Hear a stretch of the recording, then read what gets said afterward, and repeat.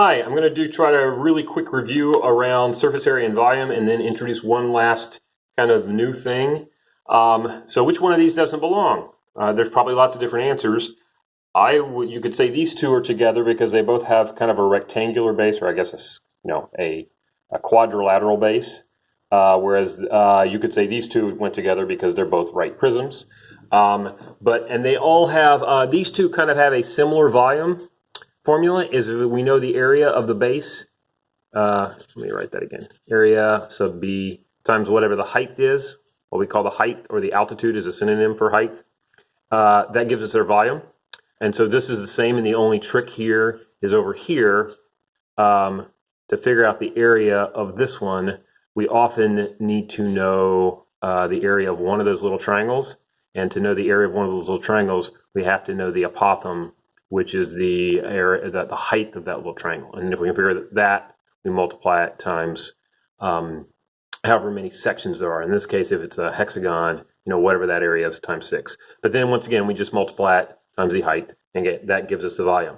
The only difference here with the pyramid, it's the same idea. I have to figure out whatever the shape is on the bottom, doesn't matter what it is. If I can figure out what that area is, and I multiply it times the height, which is how tall this thing is, that is too much, because that would actually be the box that kind of enclosed this whole thing.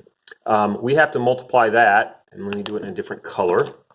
Actually, I had somebody this morning say, well, you just take that number and divide it by 3. So the formula for that is typically, we figure out the area of the base times the height, and then we multiply it by 1/3 or divide by 3. So that's something that we have to remember to do. In the same way that if we have a triangle, it is 1/2 base times height. This is 3D, so the fraction that we're multiplying by ends up being different. Surface area, the basic thing you need to know for surface area is if we were to flatten these things out and make a net out of them, like this thing up here might look like this if it was flattened out. Not exactly right. The area of all these things added together is my surface area. So that's just an important concept, that if we can create that net and figure these out, which means we obviously need to know how to do the area of a rectangle, but we need to know how to do the area of a triangle if a triangle is part of the shape. So in this shape, the net might look like this. So we have to figure out the area of all those triangles, which means we may need to know this thing. So that's another term that you need to know sometime. The height of this little thing right here, going here, that's not the height of the whole thing. That's what's called the slant height. That's called the slant height. And it may or may not be given to us, because if we know the actual height and we know this here, we can use Pythagorean Theorem to figure out what that is. Sometimes I give you slant height and you have to figure out height, but basically there's a little invisible right triangle there that if I've got 2 of those sides, I can figure out the third using Pythagorean Theorem. But once again, if I figure the area of the base and then add up the area of all the triangles, no matter how many they are, they're usually going to be congruent. That'll give me the surface area. Same thing here, and the only trick here is some of you know that, when I draw this thing out, this makes one big kind of rectangle that goes around this thing. 1, 2, 3, ignore that. That big rectangle, some of you know the shortcut, and this is not a great picture, whereas, this side length here is the perimeter of this base. And then this is just the height. So we can use that to figure out that what we call the lateral area there. This is the lateral area plus the bottom, base 1 and base 2. Add those together. Once again, that's the basic concept. If you understand that basic concept, there's some formulas you might have to remember, but really it's this is how many little cubes are in this thing. So I figure out the area of the building, multiply times the height of the building. This I have to remember, it's a fraction of the whole thing because it goes up to a point or an apex. A little vocabulary review here. And what's similar to this is a cone. Cone, as far as volume, is the same thing. Cone looks like this kind of 3D. We know the area of the base is going to be pi r squared. We can get the height. And so we do, 1/3 pi r squared times the height. Once again, if I know how to do them, it's really just area base times height. And once again, when I unfold this thing, it looks a little weird.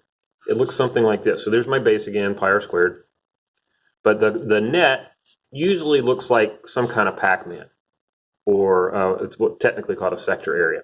But this also has a slant height, which I could figure out if I knew how tall this thing was, h, and I knew the radius here, h squared plus r squared equals l squared. I could figure out this part of it.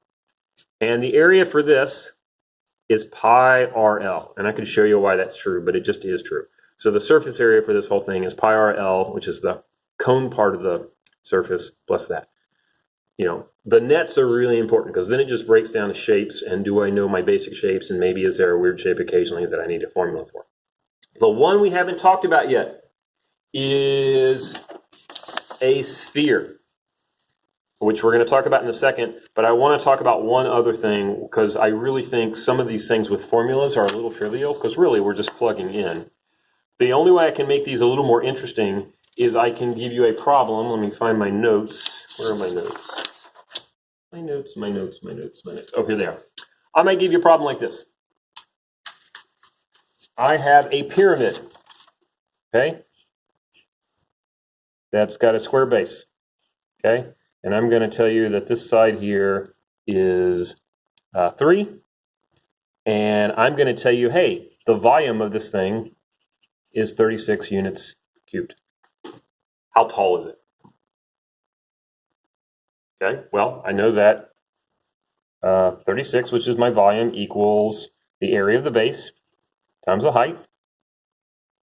But this base right here, oh, that's a 3 by 3, or whatever the shape is. I can use what was given to me to figure out, well, this is 36 equals 3 by 3 is 9 is how many units are on the bottom. And so this is a little algebra problem. This is just what makes it a little more interesting. And we're going to be reviewing our algebra more because you're going to need it for algebra 2. So I'm like, oh, multiplying by 9. So to undo that, I'm going to multiply by 9. So my height would have to be equal 4. Then my question to you might be, what is the slant height? Maybe I want to go back and figure out the volume of the surface area of this thing. Well, in this case, I have a little triangle that's 1.5, not 3, because 3 is all the way across, but to the middle where the height is, which we know is 9, so this is not to scale. I could then figure out the slant height using 9 squared plus 1.5 squared equals, I'm going to call it L squared. And then once I know what that number is, I got one of those triangles along the side that's this high. We know the base is 3, so 3 times L divided by 2, and then I've got 4 of those. I'm not going to do all that math, but that's how you could do that if I went back and asked you after the fact, oh, now that you have the height, can you tell me the surface area? Because we'd have to figure out, you know, each one of those triangles. And to do that, I have to know that slant height, which means I've got to go back and figure out, well, what is that slant height there? Okay, sphere. There's the formulas for a sphere. So we're just plugging in. Up here, I've got one for a cone. I'm not going to go through it. It's just you plugging in. Actually, I may do it at the very end, but I want to get to these problems at the bottom. So here, I'm doing just 4/3 times pi times 10 to the 3rd power, because that's my radius, is 10.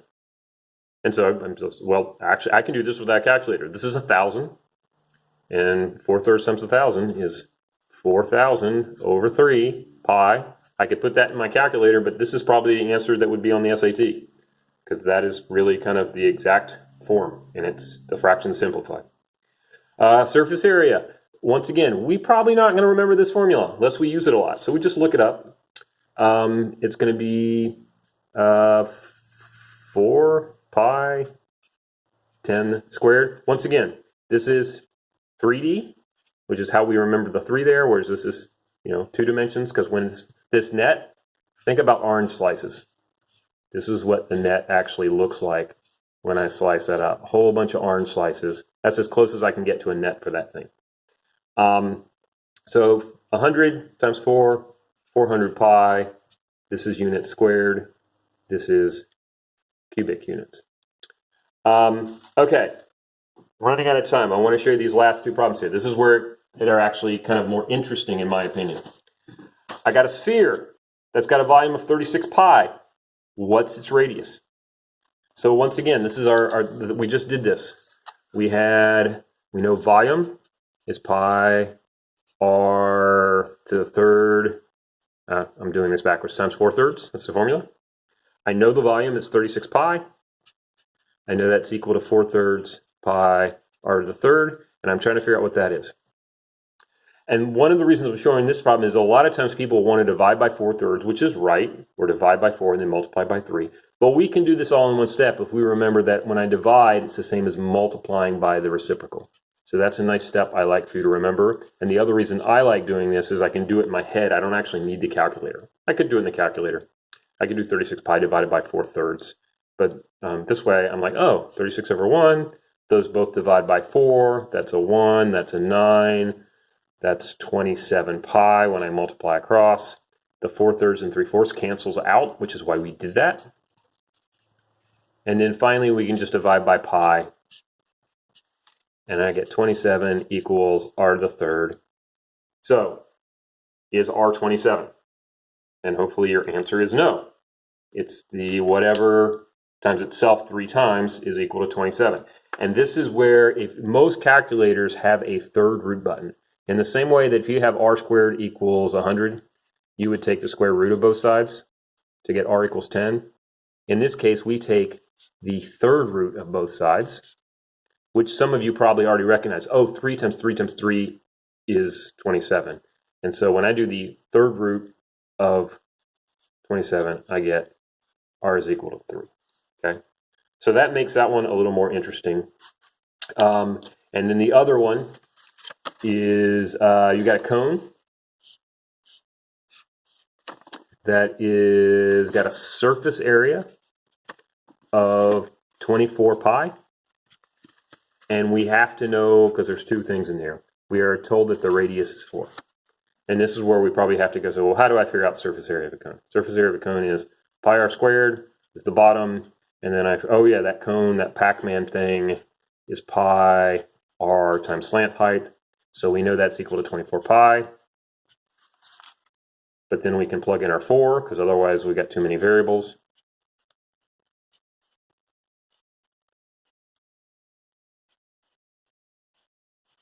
And then this is just kind of a complicated algebra problem to solve. Don't let the pi throw you off, because the pi's are going to go away. So that's 16 pi. So I'm going to minus 16 pi from both sides. That's going to give me 8 pi. Those cancel out, which is why I did that. So this is 4 pi L. And I'm going to do this all in one step. I'm like, oh, I got to get L alone. I want to undo the multiply by 4 pi, so I'm going to divide by 4 pi. And I get L is equal to 2. And I can verify if I plug the 2 back in, does it give me 24 pi, which it does. Anyway, this is really, like I said, the formulas are a little trivial. I'm going to do one more thing. You can stop it now if you probably don't need for me to see this. But just real quickly, when I plug this back in up here, I'm doing 1/3. This is 16 pi in the bottom because it's 4. 4 squared is 16 pi. The height is 5. So that is, wait, is that right? No, that's not right. Oh, I actually don't know the height here. I can't do this problem yet. Okay, this is 4, this is 5, this is x, that's the height. So we know that x squared plus 4 squared equals 5 squared. I can solve that, or if I recognize, oh, this is a Pythagorean triple, we know this is 3. So my height is 3, and that's 48 pi, and 1/3 of that is going to be just 16 pi. So that's how we figured that out. Over here, we're just plugging in. We don't actually need the height for this part. We just need to know L, which we know is 5. And so we've got pi times 4 times 5 plus, we already know this is pi r squared, 16. So I got 20 pi and 16 pi, that's 36 pi. Once again, this is in, I've actually got units on this. This is centimeters cubed, and this is centimeters squared. Because this is how many little squares cover the thing, and this is how many little cubes fill up my wondrous cone. All right, thanks for watching. That was a long one.